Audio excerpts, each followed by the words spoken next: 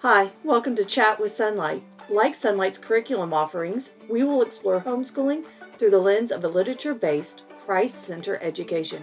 Join us for everything you might be interested in for organizing your homeschool, connecting with others, and details on literature-based learning, and maybe a few sneak peeks. Hi, welcome to Chat with Sonlight. You will notice I am not in my office this time. I am with my good friend, Tinder.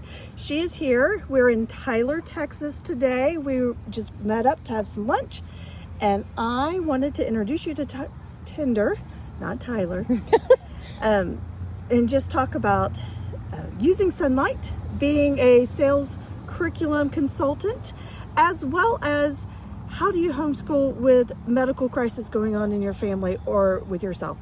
So, Tinder, can you All right. tell us a little about yourself? Well, I have used Sonlight for probably, I believe that we are on our 15th year. Sorry, I had to do the math real quick. Higher math. Yes, higher math. I had to use more than my fingers and toes. So I have 2 in college and I have 2 in high school, and we've done Sonlight from the very beginning. So I started when my oldest was a pre-K. Well, he was 5, but we did the pre-K curriculum and did it with his younger siblings, and then we have done Sonlight all the way through. And so I definitely love Sonlight, feel like it was the best thing for my kids and for them to be off and in college doing really well and thriving. I feel like the literature learning approach was amazing.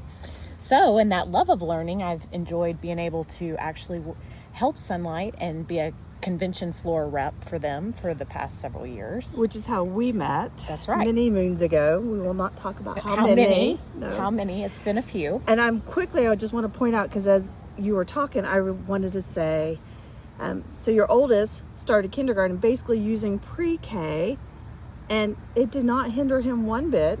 Not at all. Going forward, it did not mess up his pattern. You can do that. You can customize however you need it. So, Tinder, what has been going on in your life for like the last year? Well, at the end of school year in May of 2022, I actually had gotten back from a convention where I was working. I'd done a convention with you actually in Michigan, and I came back and had a spot removed behind my ear, and I had thought nothing of it because I've had other things removed, and they called me and said, I hate to inform you, but it's melanoma, and we need to be real aggressive with it. And so the Lord was really, it's kind of even the timing. Some of my conventions ended before I started and had my first surgery in June. And I had a surgery in June and July as they were taking care of that. And then I needed to have treatment starting in August. And the Lord was so gracious. I was able to do immunotherapy, which is not as harsh as chemotherapy. And so I did a year of treatment beginning in August of 22, and then just have recently finished up. So when that began, I was wondering, when you get a crisis like that, makes you reevaluate what's important. Mm-hmm. And, the time that I've spent with my kids and reading together and homeschool, that is the most valuable thing I feel like, to give my children, is the time that we're able to spend together and to enjoy one another's company and to learn together.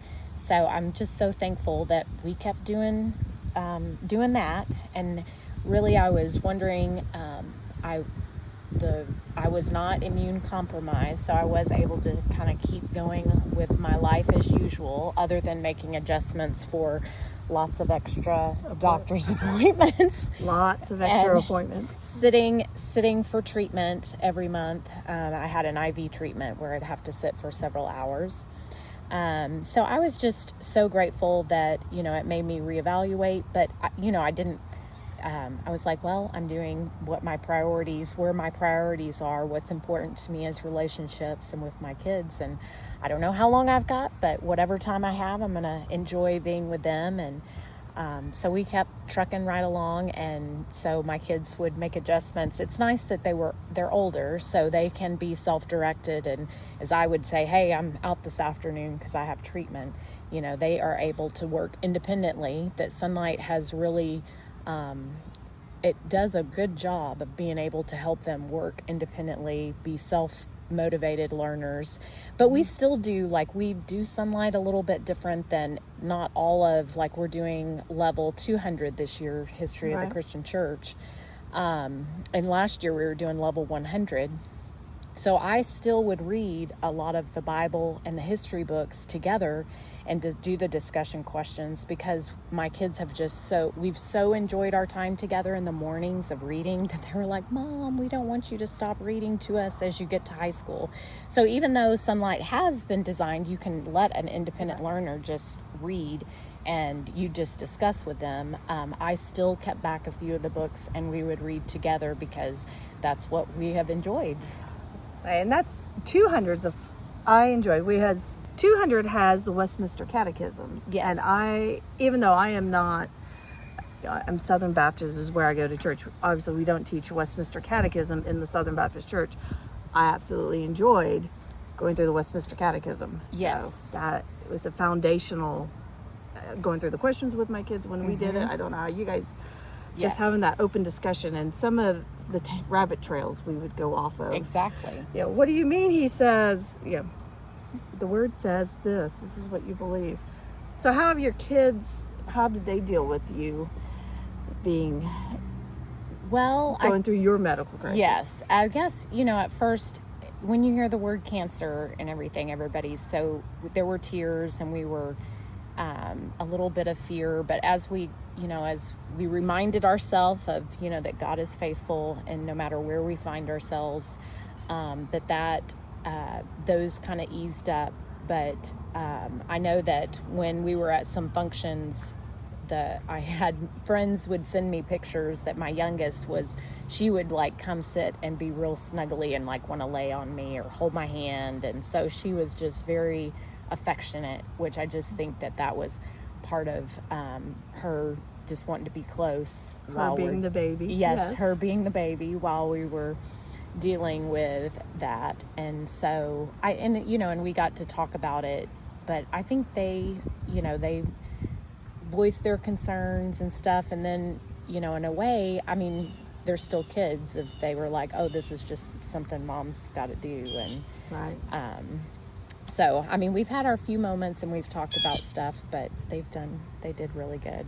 And it was my daughter's senior year, and I guess there was a lot at the beginning. We were like, how much of my diagnosis and all of this is going to affect all the things that we want to do at this senior year and celebrate her last year. And so she plays basketball, sports, and homeschool basketball. And so it was really cool that I was able to go and be a part of a lot of those. And, I had friends helping out if I had to be at an appointment or something.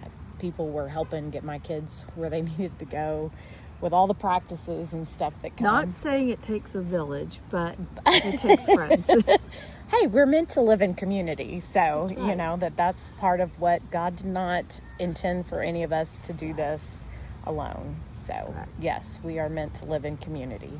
So now, a year later, we're still continuing on, and I was able to have, see both of them, my second child, go off to college this past, just a month ago, and she's thriving and doing well. Yeah, you said she actually is now calling you periodically to ask you, how do you cook things? Yes. How do you do this, Mom? Those are to me, they're some of the best conversations, is when they realize, oh, Mom's been trying to get me to do this for years, and now I need to know why. Yes.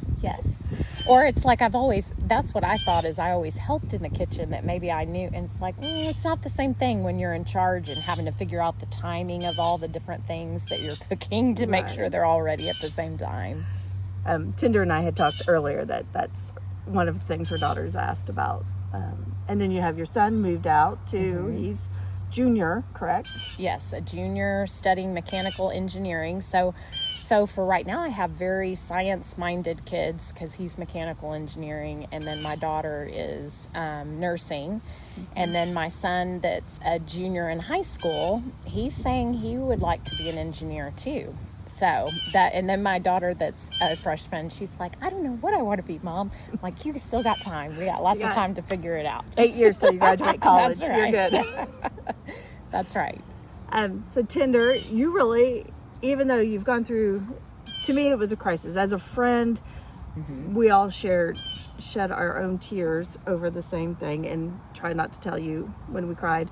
But you were able to keep going, doing school.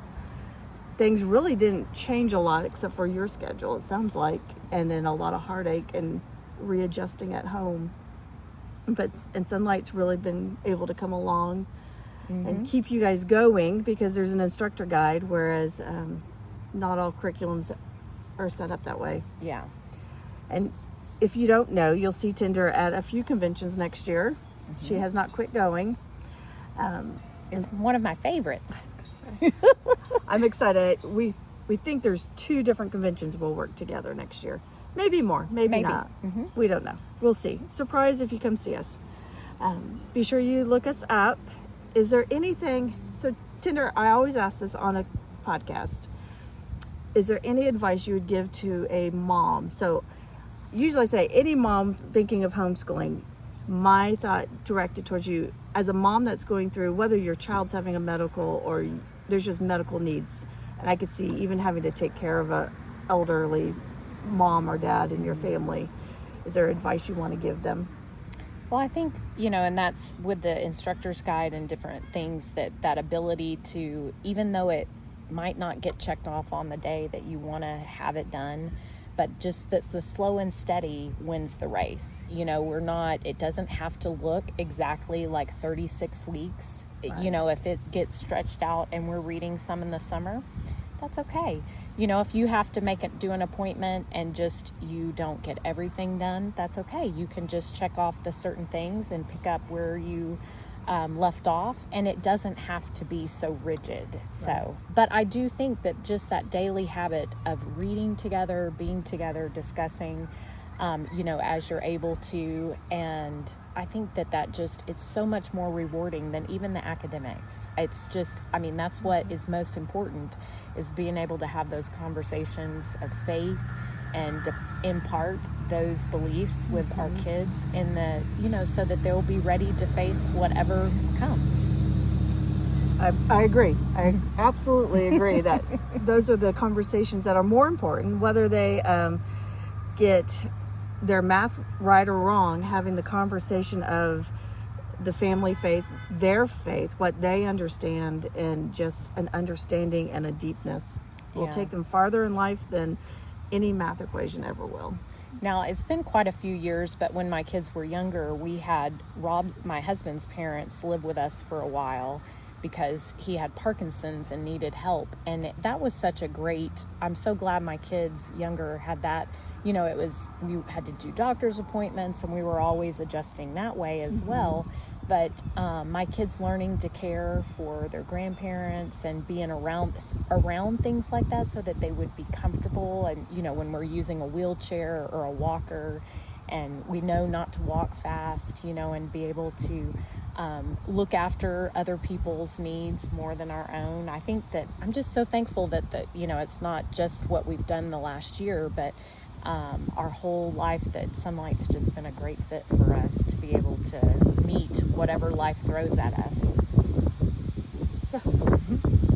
I was trying to think of one more inspiring thought, and I think you nailed it. Okay. I think you have nailed it. This is probably a short podcast, but that's okay. We're outside and we're enjoying it, and we have a couple of things we like to catch up on. So we will see you next week. All right. Thank you for joining us today. Do you have an idea for a podcast topic, or do you want to chat with Sonlight on an upcoming episode? Email us at connections@sonlight.com.